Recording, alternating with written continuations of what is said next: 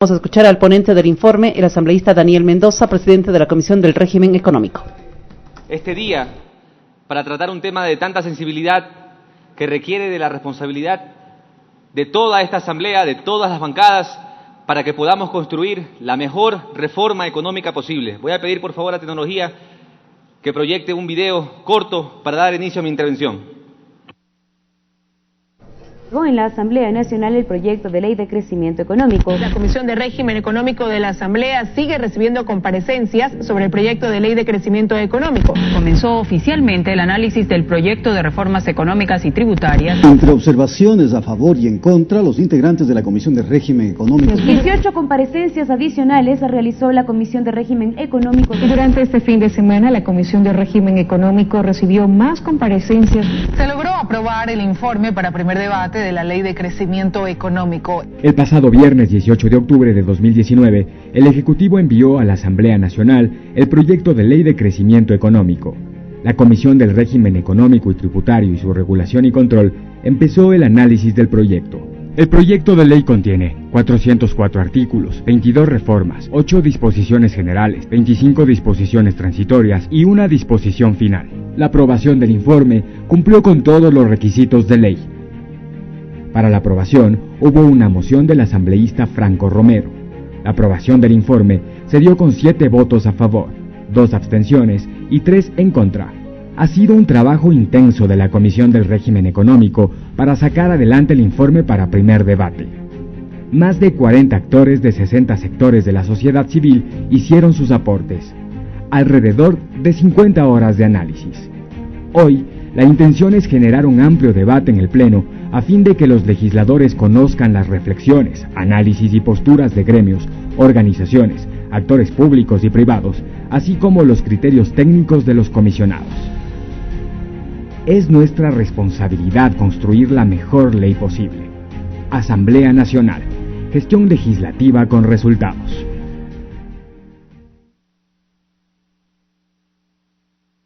Tras la proyección de este video, escuchamos la intervención del ponente del informe, el asambleísta Daniel Mendoza. Compañeros legisladores, como ustedes podrán apreciar, la Comisión de Régimen Económico inició una agenda intensa de trabajo que incluyó comparecencias y debate durante el fin de semana para poder garantizar que llegábamos a una aprobación de informe para primer debate el pasado lunes 28 de este mes. Ese fue un compromiso que asumimos desde el primer momento que recibimos este proyecto económico urgente. Así que yo rechazo que se utilice la dura situación que están atravesando muchas familias ecuatorianas como plataforma política para rechazar y criticar detrás de una Cámara y no aquí en la Asamblea Nacional como debe ser, un proyecto que por supuesto debe ser perfeccionado, debe ser reformado, debe ser corregido, porque no todo lo que el Ejecutivo ha enviado a esta Asamblea Nacional está bien. Nosotros tenemos la responsabilidad de reformar el proyecto como podamos ponernos de acuerdo como bancadas legislativas. Ese es el reto que tenemos en esta Asamblea Nacional. Quiero hacer énfasis en esto porque creo que es uno de los principales acuerdos a los que llegó la Comisión de Régimen Económico y Tributario, que la Asamblea debe pronunciarse, que bajo ningún concepto puede este proyecto de ley pasar por el imperio de la ley. Quiero hacer un pequeño recuerdo de lo que pasó con el tan rechazado impuesto verde que esta Asamblea derogó. El impuesto verde fue aprobado mediante un proyecto económico urgente que ingresó a la Asamblea Nacional un 24 de octubre del 2011 y la Comisión de Régimen Económico presidida por el entonces asambleísta Paco Velasco, de manera irresponsable por su inacción, no aprobó informe para primer debate. Esa ley ingresó un 24 de octubre y estuvo publicada en el registro oficial un 24 de noviembre.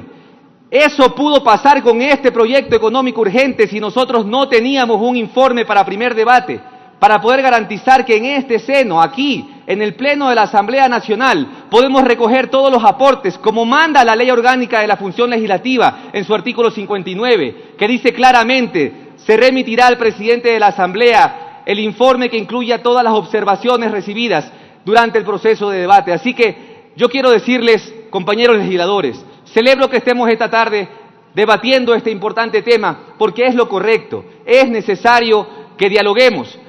aquel que se rehúse a debatir desnaturaliza la esencia del legislador. Estamos en este espacio precisamente para garantizar que construimos un mejor documento. Como dice esa línea de tiempo, y podrán ustedes ver, el 18 de octubre, viernes, 11 de la noche, ingresó este proyecto a la Asamblea Nacional. El Consejo de Administración Legislativa pudo sesionar el martes 22 de octubre. Calificó el proyecto en horas de la mañana. La comisión recibió dicha notificación al mediodía. Nosotros ya habíamos convocado una comisión para el miércoles en horas de la mañana y gracias a un cambio del orden del día planteado por el asambleísta Donoso de manera absolutamente irresponsable, porque teníamos que acelerar el paso, porque es necesario aprovechar el tiempo. Y el proyecto económico urgente está arreglado claramente en la ley. Es decir, no existe, se han escuchado entre pasillos, no existe legalidad alguna en tratar de presentar una moción de archivo en el primer debate. En este momento nosotros debemos garantizar un debate frontal y transparente que mejore, perfeccione, modifique lo que tenga que modificar de este proyecto económico urgente. Por supuesto, entendemos que es un documento extenso, son 404 artículos, 22 secciones, 22 reformas a diferentes cuerpos normativos. Efectivamente es así, pero tenemos que hacer nuestro mayor esfuerzo para garantizar que construimos un gran acuerdo en beneficio de las familias ecuatorianas, no en beneficio de un gobierno de turno, en beneficio de las familias ecuatorianas. El día miércoles mismo, el mismo miércoles, en horas de la tarde, una vez que nosotros abocamos conocimientos gracias a ese cambio del orden del día del asambleísta Donoso, recibimos en horas de la tarde al ministro de Finanzas en una comparecencia de 4 horas que resolvió la mayoría, si no todas las preguntas que le hicieron los legisladores dentro de la mesa. En esa comparecencia, que fue importante para dar inicio a este trámite, lo hicimos porque creemos, y la mayoría de la comisión creyó conveniente, escuchar a quien posiblemente sea el principal autor de este proyecto económico urgente y dar inicio con la explicación integral de la intención de las diferentes medidas económicas planteadas en este proyecto económico urgente.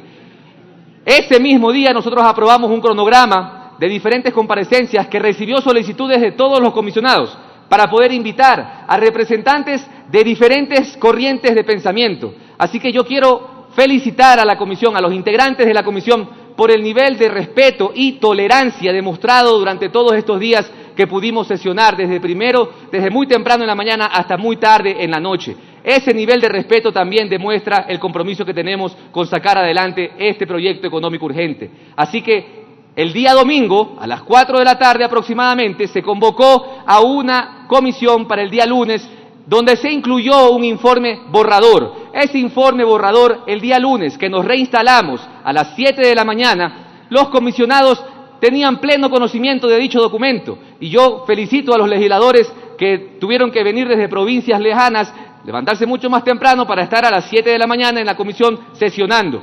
Es necesario reconocer que ese compromiso va a sacar adelante este trabajo. El día lunes, en horas de la tarde, logramos aprobar un informe que hoy está a consideración de ustedes y que permite mejorarlo, perfeccionarlo y debatir ampliamente. Quiero garantizar, primero, que la comisión se planteó algunos objetivos. La reforma económica como tal debe o debería garantizar ese crecimiento económico, promover la iniciativa de los emprendedores, reactivar nuestra economía, una verdadera corresponsabilidad en el uso de los recursos, sostenibilidad de los recursos para todos los ecuatorianos y, lo más importante, un compromiso casi del 100%, por no decir el 100%, que todos debemos pelear por fortalecer la dolarización. Podemos discrepar en cómo hacerlo, cuál es la mejor política económica que fortalece o blinda la dolarización. Podemos discrepar en eso, pero no vamos a discrepar jamás en que debemos garantizar que la dolarización se blinda y se fortalece. Y en el centro de todo esto está la generación de trabajo. Ese es el compromiso de esta reforma económica que debe ser tramitada por la Asamblea Nacional. Bajo ningún concepto se puede permitir que este proyecto pase por el Ministerio de la Ley. Y quiero ya entrar en materia. En este caso se ha tergiversado tantos temas variados a nivel de medios de comunicación, a nivel de redes sociales, y se ha tomado ejemplos que no responden a la intención de la medida económica. Por el corto tiempo que tengo para poder exponer un proyecto tan largo, voy a tomar ejemplos puntuales de las diferentes medidas planteadas en este proyecto económico urgente. Por ejemplo, la medida que habla de la deducibilidad de los gastos para los ingresos netos que superen los $100.000 en el año. Esta es una tabla con información oficial del SRI, en donde calculan exactamente una persona que tiene ingreso promedio de $131.000, ingreso neto promedio, y se quiso posicionar a nivel de la opinión pública de que se estaba grabando los ingresos brutos. No, el ingreso bruto de una persona, según los datos oficiales del SRI, el ingreso bruto de una persona que tiene alrededor de $131.000 de ingresos netos, el impacto para esa persona será de $3.400. Si una persona que llega a tener en un año $131.000 de ingresos netos no puede asumir el reto o el compromiso de trabajar y de ponerse la camiseta del país y aportar esos $3.400 en un año, que es básicamente el promedio que tendrá que pagar porque hay un techo para la deducibilidad, esos son cálculos oficiales del SRI, entonces realmente no estamos entendiendo la situación que está atravesando el país. Una persona que tiene ingresos netos, promedios de $1.320.000, tendría el mismo, porque hay un techo, tendría el mismo pago, el mismo impacto, $3.600. Y hay aproximadamente 10.600 personas que reciben un impacto de esta medida. Es una medida que busca garantizar esa solidaridad tributaria para sacar adelante el país. Nosotros entendemos que la situación económica que está atravesando el Ecuador es adversa y por lo tanto tenemos que ponernos todos la camiseta del Ecuador. Siguiente, por favor. En lo relativo a lo que también se ha tratado de tergiversar a nivel de medios de comunicación sobre el famoso nuevo impuesto a la plusvalía, quiero aclarar, la intención del texto es simplemente diferenciar lo que es la actividad económica normal, ya regulada y ya gravada de bienes raíces, de venta de inmuebles, con lo que hace una persona natural que vende 2 o más inmuebles en menos de 5 años. Y aquí quiero ser enfático. ¿Qué ecuatoriano vende 2 o más inmuebles en menos de 5 años y no se dedica a bienes raíces? El ecuatoriano promedio lo que hace es comprar una casa a 15, 20, 30 años. La gran mayoría de ecuatorianos no siquiera logran alcanzar tener un bien inmueble propio. No se está tratando de, en este caso, traer un nuevo impuesto a la plusvalía. Esta asamblea derogó el impuesto a la plusvalía. Pero, sin embargo, la comisión, en su gran mayoría, hay asambleístas que proponen textos alternativos y los estamos revisando. Pero, de su gran mayoría, la comisión está de acuerdo en eliminar este articulado del proyecto de ley. Si eso genera tranquilidad en la sociedad, pues lo vamos a hacer. No hay ningún problema. Mientras que realmente se entienda que en realidad no se estaba planteando ningún tipo de nuevo impuesto a la plusvalía. En lo relativo al IVA para servicios digitales, básicamente no es un nuevo impuesto, es simplemente formalizar un servicio que se está generando en el Ecuador y que definitivamente debe pagar impuestos como cualquier otro servicio. En lo relativo al ICE, se ha debatido mucho sobre el ICE para las plataformas, básicamente las telefónicas, los contribuyentes que son clientes prepago y son clientes postpago. La medida va solamente a aquel grupo que tiene cuentas postpago. Según la data de las mismas telefónicas, estamos hablando de un 27% de usuarios a los cuales impactaría esta medida. 27% de ese 11.3 millones de usuarios de clientes de telefonía móvil tendrían un impacto en esta medida. Sin embargo, hemos escuchado a los representantes de las telefónicas y nos han dicho que efectivamente es así, pero que de ese 3.6 millones de cuentas postpago, el 70 o 75% son cuentas de $15 mensuales, que se estaría afectando a una masa bastante de bajos recursos. Y por supuesto, estamos abiertos a debatir y a perfeccionar la redacción para que el impacto efectivamente sea no para los que menos tienen.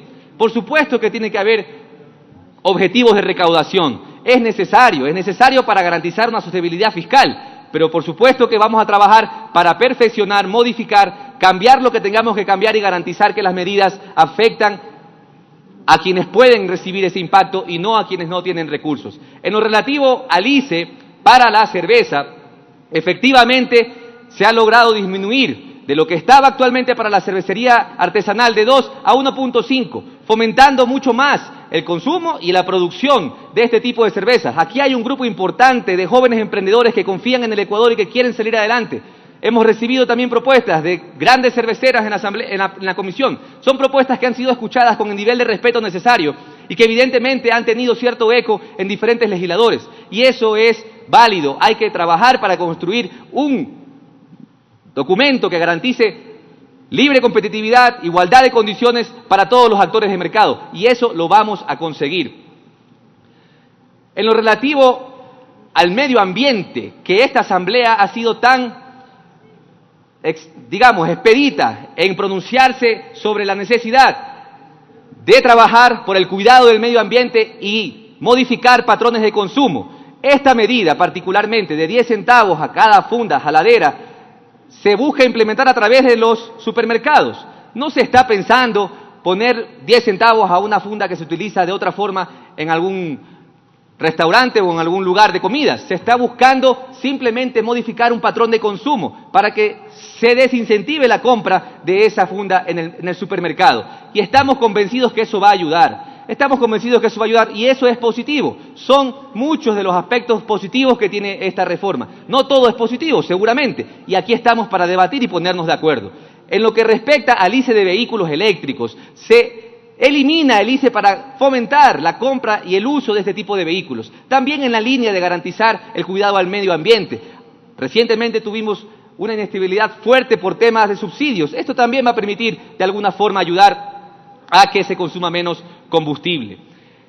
Adicionalmente, se plantea también en esta reforma una reducción del 10% en lo que respecta a contribuyentes de las provincias afectadas por las pasadas movilizaciones, siempre y cuando la actividad económica sea la agrícola, ganadera o agroindustrial. Aquí hemos tenido propuestas de diferentes legisladores, la asambleísta Larriategui, la asambleísta Villalba, la asambleísta Marín, la asambleísta Pachala, que han incluido textos alternativos a esta propuesta porque consideran que efectivamente puede ampliarse el rango de acción de esta medida.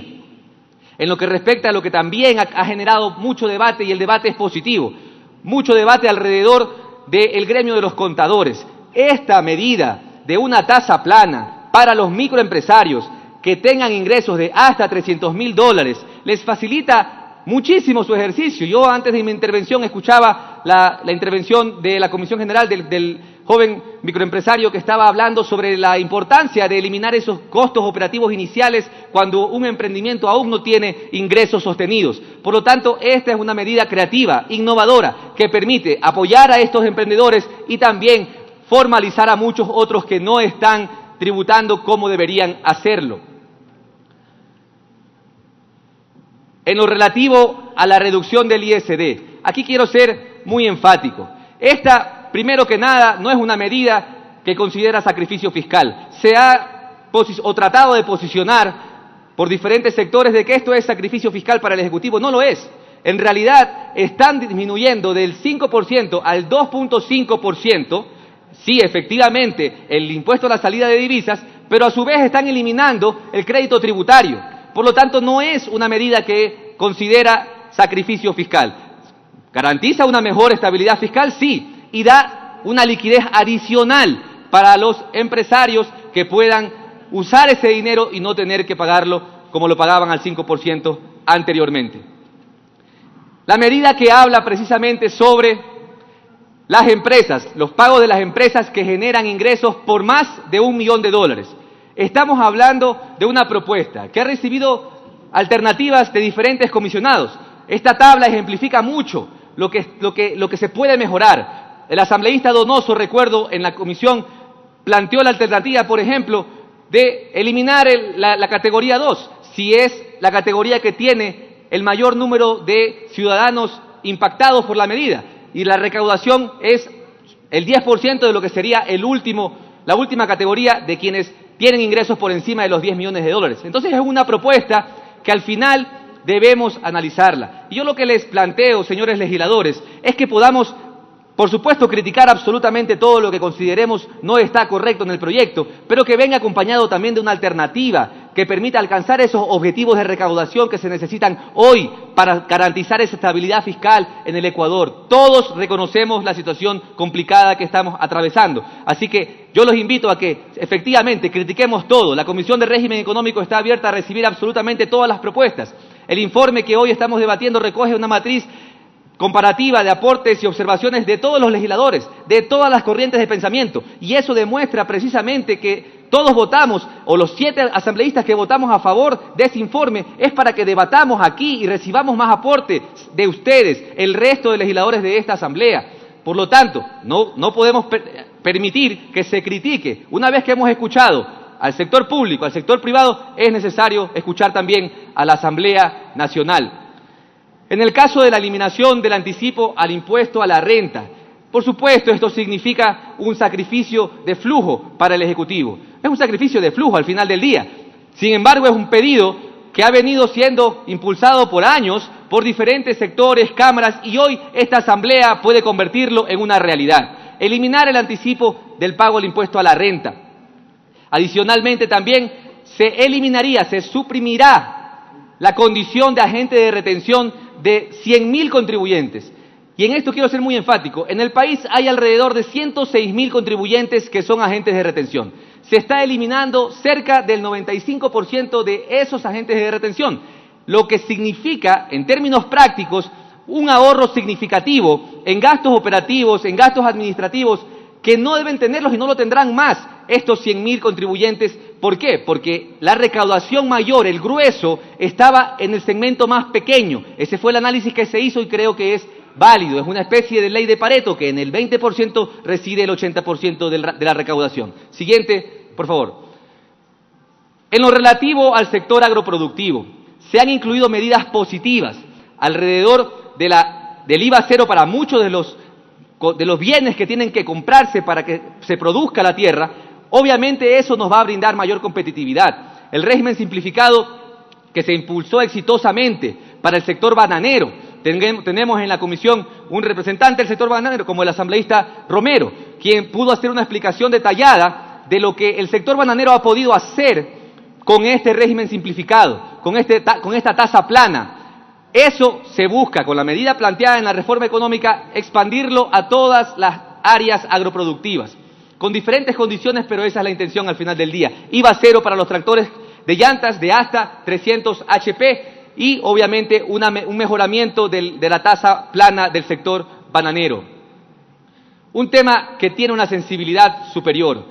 Así como nosotros tomamos medidas que efectivamente impactan a un sector privilegiado, minoritario podríamos decir, pero que está comprometido con esto, porque en la práctica estas personas que podrían estar siendo impactadas por estas medidas... Le quedan 3 minutos, señor legislador. Este grupo, presidente, es sumamente extenso el proyecto, así que le pido por favor un poquito más de tiempo para poder culminar. Ok, continúe, por favor. Gracias, presidente. En todo caso, estas medidas se pueden tomar gracias a que hay otro tipo de medidas que permiten recaudar. Entonces, hay sacrificio fiscal para medidas de esta naturaleza, IVA cero para las tiras reactivas, para medicación de glucosa. Vamos a ir más rápido. Un tema que ha generado muchísimo apoyo en la sociedad civil, nuestros jóvenes talentosos, jóvenes que han decidido confiar en sí mismos, que han decidido endeudarse, que han decidido incluso ganar becas con méritos académicos y que hoy se encuentran con sus sueños truncados.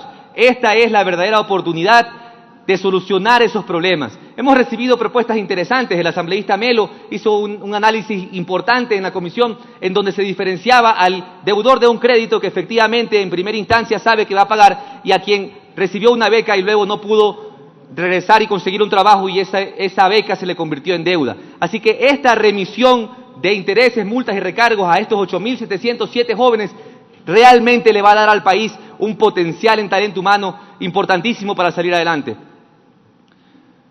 Mejores condiciones para repatriar los capitales lícitos y evitando cualquier tipo de sanciones. Esta es una propuesta que, insisto, la hemos debatido ampliamente aquí en la Asamblea Nacional y, por supuesto, estamos abiertos a modificarla como la Asamblea lo decida. Lo que siempre vamos a cuidar es que no se permita lavar dineros obtenidos de manera ilícita. Eso vamos a dejarlo con absoluta claridad.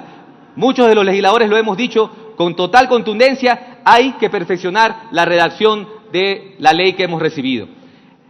En una siguiente parte de este proyecto económico también se trata lo relativo a la arquitectura institucional, a la nueva arquitectura institucional que es necesaria para garantizar esa solidez del sistema, una autonomía del Banco Central, una verdadera autonomía del Banco Central, autonomía de la Junta de la Política de Regulación y Estabilidad Financiera, mayor empoderamiento de la Superintendencia de Bancos, aunque recibimos a la Superintendente de Bancos en la comisión y ella nos supo explicar que a criterio de ella, y lo estamos debatiendo en la mesa, a criterio de ella, la potestad sancionadora está incompleta en lo que está planteado en la ley. Así que hay que garantizar que los órganos de control pueden ejercer sus funciones para que no haya ningún tipo de duda de desregularización del mercado. Fortalecer, por supuesto, la gobernanza de la banca pública también para que cada entidad tenga su propio directorio. A nivel internacional existen muy pocas referencias sobre bancos centrales en países dolarizados, así que no hay mucho con quién comparar. Sin embargo, la experiencia empírica y muchos estudios demuestran que los países que tienen bancos centrales autónomos pueden, primero, eliminar los procesos inflacionarios, segundo, tener mayor crecimiento, y tercero, se convierten en ese tercero confiable que le da credibilidad al país a nivel internacional. Así que esta es una tendencia de carácter mundial a la cual nosotros debemos prestarle atención, porque es importante. Ahora bien, una verdadera autonomía no se puede alcanzar si dentro de la propuesta de ley que hemos recibido todavía se mantienen conceptos hiperpresidencialistas que hemos criticado muchos de los miembros de la comisión. Y eso, por supuesto, debemos reformarlo. Tiene que haber un peso y un contrapeso para la definición de quién está en esas instancias. Y aquí está la Asamblea Nacional, que debe decidir cómo implementar el mejor diseño posible para tener ese peso y contrapeso. A nivel mundial, evidentemente, como lo dije, existe muy poca referencia de países dolarizados con bancos centrales todavía en funciones, porque evidentemente cuando un país abandona su moneda, el Banco Central carece de muchas funciones. Pero esa estabilidad monetaria debe ser responsabilidad de un Banco Central autónomo. Es decir, que yo como depositante sé que hay un respaldo de mis recursos, de mi dinero en ese Banco Central. La tan cacareada regla 1-1, que no la tenemos. En este momento, de cada dólar, alrededor de 40 centavos, un poco más, están respaldados. Hay un desequilibrio y tenemos que corregirlo en el menor tiempo posible. Es necesario también que Finanzas proceda a cumplir con sus deudas con el Banco Central, garantizando esa estabilidad. Estabilidad sistémica. Señores legisladores, yo les consulto, si en las últimas movilizaciones que atravesó el país, el sistema de pagos del Banco Central, que funcionó a la perfección, si ese sistema de pagos del Banco Central hubiera tenido alguna falla en medio de esas movilizaciones, hubiera sido catastrófico para el país. Por lo tanto, la estabilidad sistémica que tiene que garantizar ese Banco Central autónomo, evidentemente tiene que debatirse en esta Asamblea Nacional. Y por supuesto, si tienes un Banco Central cuyo jefe es el ministro de Finanzas, evidentemente no te va a permitir publicar la realidad de la economía. Por eso, convertir al Banco Central en un tercero creíble, confiable, es necesario para garantizar que el Ecuador a nivel internacional va posicionándose y el riesgo país decae. Se ha mencionado mucho sobre la constitucionalidad de esta reforma y yo muy brevemente debo mencionar el artículo 303 de la Constitución, que efectivamente habla de que la formulación de política monetaria es facultad exclusiva de la función ejecutiva. El artículo 26 de esta reforma plantea que el Banco Central del Ecuador es una persona jurídica de derecho público, parte de la función ejecutiva. Y hago énfasis, parte de la función ejecutiva. Por lo tanto, no hay inconstitucionalidad en la reforma. Siguiente, por favor. En lo que respecta al coeficiente de liquidez doméstica, mucho se ha debatido en la mesa sobre la eliminación o la potencial eliminación planteada en el proyecto económico urgente. Y se ha recibido aportes de diferentes sectores, representantes, insisto, de diferentes corrientes de pensamiento. Pero yo quiero hacer énfasis en esto. Todos hemos estado de acuerdo en que debemos garantizar y fortalecer la dolarización. ¿Cómo lo hacemos? Eso es debatible. Se ha puesto en contraste el CLD versus el encaje. ¿Qué medida económica es más eficiente? Está en el debate en esta Asamblea Nacional. Por supuesto, debemos también hablar de lo que han sido los aportes de ciertas instituciones, como por ejemplo la Superintendencia de Bancos, quien habló de que, como lo dije hace un momento, la potestad sancionadora está incompleta en la propuesta planteada por el Ejecutivo, así que debemos revisarlo. Es necesario no solamente incluir la definición del término inclusión financiera, sino también hablar de incentivos. ¿Cómo vamos a conseguir cerrar esa brecha de ecuatorianos que no tienen acceso a servicios financieros a la fecha? ¿Cómo podemos conseguirlo? ¿Qué nivel de incentivos podemos implementar? En las reformas planteadas al COPLAFIP, evidentemente es la hoja de ruta hacia dónde va el Ecuador: sostenibilidad fiscal, previsibilidad, transparencia, planificación, un presupuesto que realmente se ejecute, una mejor planificación y realmente un cumplimiento de metas. Y finalmente, con esto cierro, presidente y compañeros legisladores, para garantizar, porque mucho se ha dicho de manera alarmista, me permito decirlo, mucho se ha dicho que indicadores, y hemos preguntado a todas las entidades que han comparecido en la Asamblea, que los indicadores del 99 se pueden repetir ahora, que se están tomando medidas similares a las que se tomaron en el pasado, y no es así.